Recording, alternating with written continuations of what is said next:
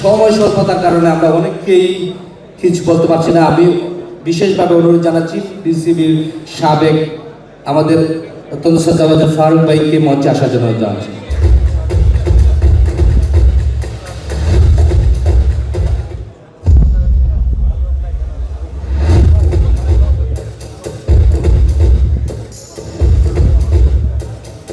আমাদের এই ফুটবল জগতের অন্যতম একজন আমাদের অত্যন্ত শ্রদ্ধাভাজন জনাব আলফাজ ভাইকে, আলফাজ আহমেদকে মঞ্চে আসার জন্য অনুরোধ জানাচ্ছি।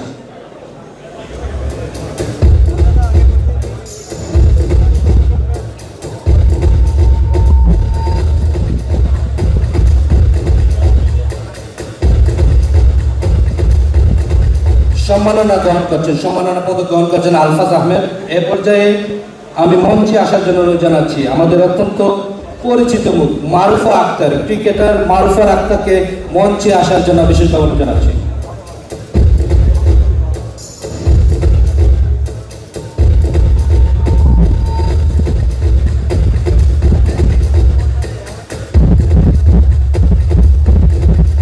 মঞ্চে আসার জন্য আমি বিশেষভাবে অনুরোধ জানাচ্ছি আমাদের অত্যন্ত শ্রদ্ধাভাজন যার প্রতিভা সারা বাংলাদেশ দেখছে, বিশ্ব দেখছে, ঋতুপর্ণা চাকমাকে মঞ্চে আসার জন্য অনুরোধ জানাচ্ছি তার আরাফাত রহমান কোকয় অ্যাওয়ার্ডটা নেওয়ার জন্য।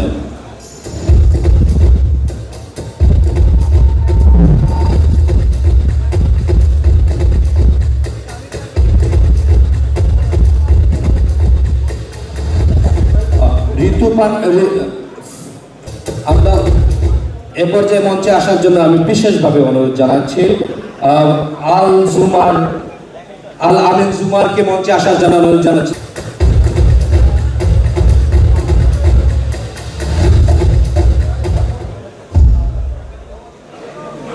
মঞ্চে আসার জন্য বিশেষভাবে অনুরোধ জানাচ্ছি মোহাম্মদ সাগর ইসলাম আচারিতে, যিনি আমাদেরকে এই বাংলাদেশের কৃতি সন্তান মোহাম্মদ সাগর ইসলামকে মঞ্চে আসার জন্য অনুরোধ জানাচ্ছি। মঞ্চে আসার জন্য বিশেষভাবে অনুরোধ জানাচ্ছি আমাদের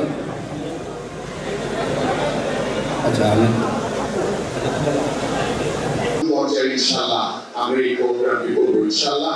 এই প্রত্যাশা ব্যক্ত করছি, পাশাপাশি আমি এটুকু বলে শেষ করতে চাই যে আরাফাত রহমান কোকো যে স্বপ্ন নিয়ে বাংলাদেশের ক্রিকেট থেকে শুরু করে বাংলাদেশের ক্রীড়াঙ্গনকে সাজাতে চেয়েছিলেন, তার রেখে যাওয়া এই স্বপ্ন, সেই স্বপ্নগুলো আমি এই মন্ত্রণালয়ের দায়িত্বপ্রাপ্ত একজন মন্ত্রী হিসেবে আমি আপনাদের সকলের সহযোগিতা নিয়ে আমরা সেই স্বপ্নগুলো বাস্তবায়ন করবো ইনশাআল্লাহ।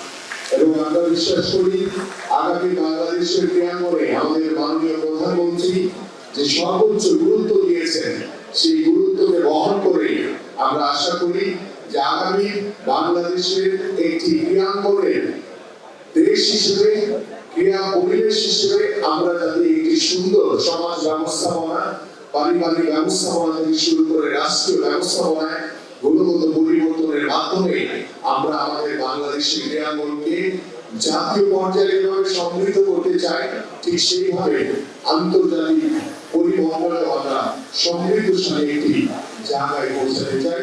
এই সহযোগিতাটুকু আমি আপনাদের সকলের কাছে কামনা করছি এবং আপনারা সবাই ভালো থাকবেন, সুস্থ থাকবেন ইনশাআল্লাহ। চলার পথে বাংলাদেশের ক্রীড়াঙ্গন নিয়ে প্রতিটি মুহূর্তে আপনাদের সাথে আবার দেখা হবে। সবাইকে ধন্যবাদ। বাংলাদেশ জিন্দাবাদ, বাংলাদেশ জাতীয়তাবাদী দল বিএনপি জিন্দাবাদ। বিগত স্বৈরাচার সরকার ঘোষণা করে তিনি অকালে আমাদের মাঝ থেকে চলে গেছে। আমরা তার রোগের মাত্রা কামনা করি, দোয়া করি আল্লাহ পাক যাতে তাকে জান্নাতে উচ্চ মুকাম দান করেন।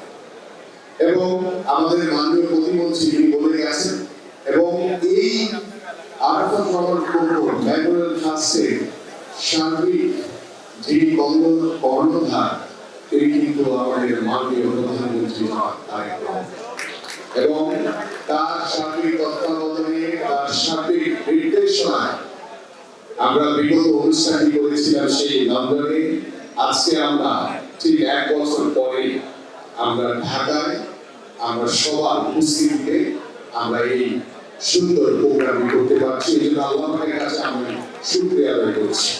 পাশাপাশি আমাদের প্রতিমন্ত্রী আমাদের বীর শাহ ভাই তিনি বলে গেছেন, এবং আমাদের যুব ক্রীড়া মন্ত্রণালয়ের সচিব রয়েছেন এবং আমাদের অন্যান্য কর্মকর্তা রয়েছেন, যে বিষয়টি বলে গেছেন যে আমরা আগামী বছর থেকে আমাদের এই অ্যাওয়ার্ড প্রোগ্রামটি জাতীয়ভাবে আমরা অনুষ্ঠিত করবো ইনশাআল্লাহ। এবং আমাদের মাননীয় প্রধানমন্ত্রী যারা তারেক রহমানের উপস্থিতিতে আমরা ইনশাআল্লাহ আগামী বছর থেকে এই অ্যাওয়ার্ড প্রোগ্রামটি আরো সুন্দরভাবে আরো আন্তর্জাতিক একটি পরিমণ্ডলের বিষয় যারা হুমায়ুন কবির উপস্থিত আমাদের সংসদ সদস্যবৃন্দ এবং উপস্থিত আমাদের যুব ক্রীড়া মন্ত্রণালয়ের সচিব সহ আমাদের স্পোর্টস ইউথ অ্যান্ড স্পোর্টস মিনিস্ট্রির বিভিন্ন কর্মকর্তাবৃন্দ এবং বাংলাদেশের প্রখ্যাত বরেণ্য খেলোয়াড়বৃন্দ যারা উপস্থিত হয়েছে এবং যাদেরকে আজকে অ্যাওয়ার্ড প্রদান করা হয়েছে, সবাইকে জানাই আন্তরিক অভিনন্দন এবং কৃতজ্ঞতা। আমি শুধু সংক্ষেপে দুইটি কথা বলে শেষ করবো। আমাদের ঠিক ইফতারের আগ মুহূর্তে আপনারা সকলে অবগত আছেন যে আরাফাত রহমান কোকো তিনি এমন একজন মানুষ ছিলেন যিনি রাজনৈতিক পরিবারে জন্মগ্রহণ করে রাজনীতির তিনি নিজে একজন ক্রিকেটার ছিলেন, নিজে খেলেছেন এবং একজন ক্রীড়া সংগঠন হিসেবে যখন তিনি বাংলাদেশের ক্রিকেটে দায়িত্ব নিয়েছিলেন, ডেভেলপমেন্ট কমিটির চেয়ারম্যান ছিলেন এবং বাংলাদেশের ক্রিকেটকে কিভাবে তৃণমূল পর্যায়ে থেকে শুরু করে আন্তর্জাতিক পর্যায়ে একটু সুউচ্চ জায়গায় নিয়ে যাওয়া যায় সেই পরিকল্পনা অনুযায়ী তার সাথে খুব কাছ থেকে যারা কাজ করেছে, এখানে অনেক ক্রীড়া সংগঠন খেলোয়াড়রা রয়েছে যাদের মুখ থেকে হয়তো কিছুটা আপনারা শুনেছেন এবং আমরা একটি ডকুমেন্টারিও দেখেছি যে তিনি কিভাবে আর ওনার ক্রিকেটের অবদান নিয়ে শুরু করে you name it, he has done a lot of things.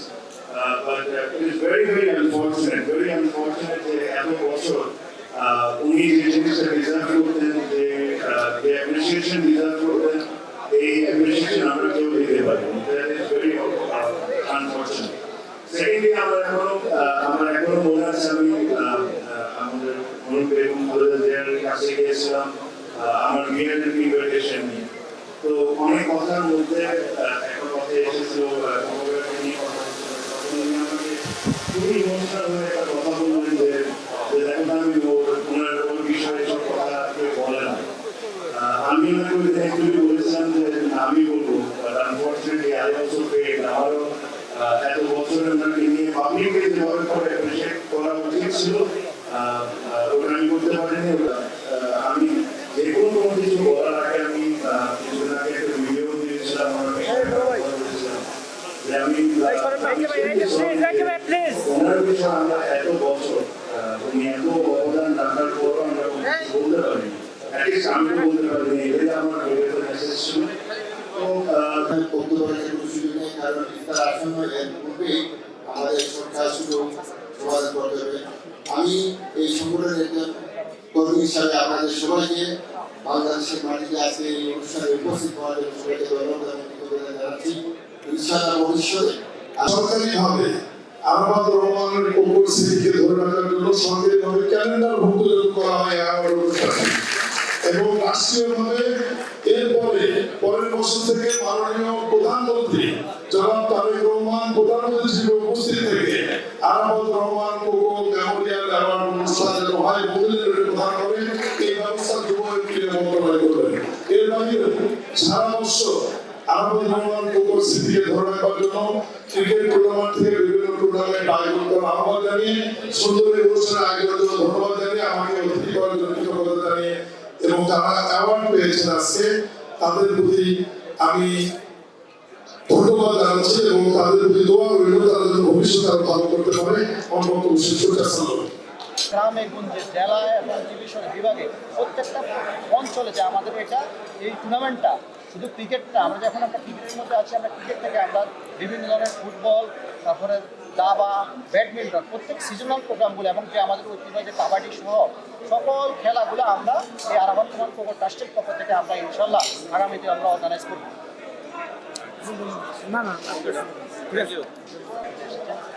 আসলে আপনারা জানেন আজকে আমরা বিগত 2015 থেকেই আমরা যখন মারা যাওয়ার পর থেকেই আমরা ওনার সিটিতে আমরা লন্ডনের মাটিতে আমরা ওনার সিটিকে রক্ষা করার জন্যই আমরা এই টুর্নামেন্ট নামেই আমরা শুরু করেছি। তারাও ধারাবাহিকতা আপনারা জানেন বিগত 17 বছরের ব্রিটিশ সরকার বাংলাদেশে ছিলেন, তারা জানেন জুলাই অপারেশনের মাধ্যমে বাংলাদেশের কাছে উনি দেওয়ার পরে আমরা আস্তে আস্তে সবাই আমরা দেশকে নিয়ে এসেছি এবং আমরা গত বছর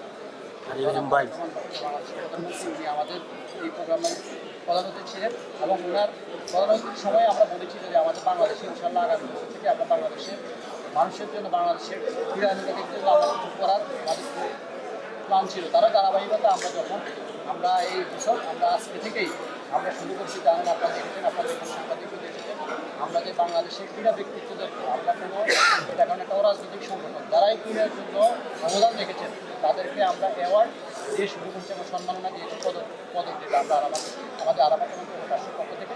তা আমাদের আপনারা জানেন এখানে অলরেডি আমাদের যে যুব ক্রীড়া মানুষরা উনি ঘোষণা করেছিল এবং প্রতিমন্ত্রী ছিল এবং আগামী বছর এটা সরকারিভাবেই আমাদের এটা এবং প্রধানমন্ত্রীর মাধ্যমেই আমাদের এই অ্যাওয়ার্ডটা আমাদের বড় থাকবে। আপনারা জানেন যে বাংলাদেশের যে একটা বড় একটা সমস্যা হলো মাদক। আমরা যে মানুষ যেন আমাদের তরুণ প্রজন্ম যেন মাদক থেকে দূরে থাকতে পারে তারাই ধারাবাহিকতা আমাদের আরামাত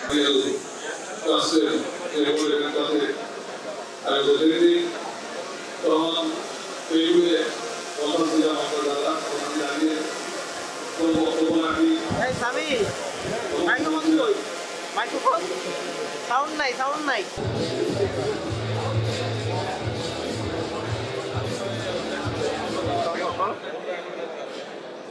জি আলহামদুলিল্লাহ হলো।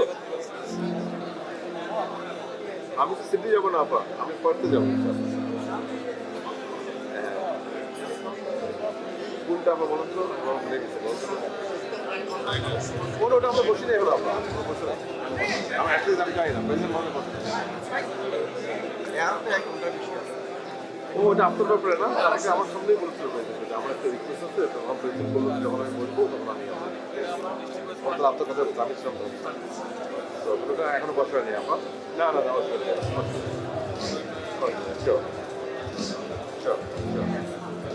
থ্যাংক ইউ আমার না অবশ্যই আপনার করতে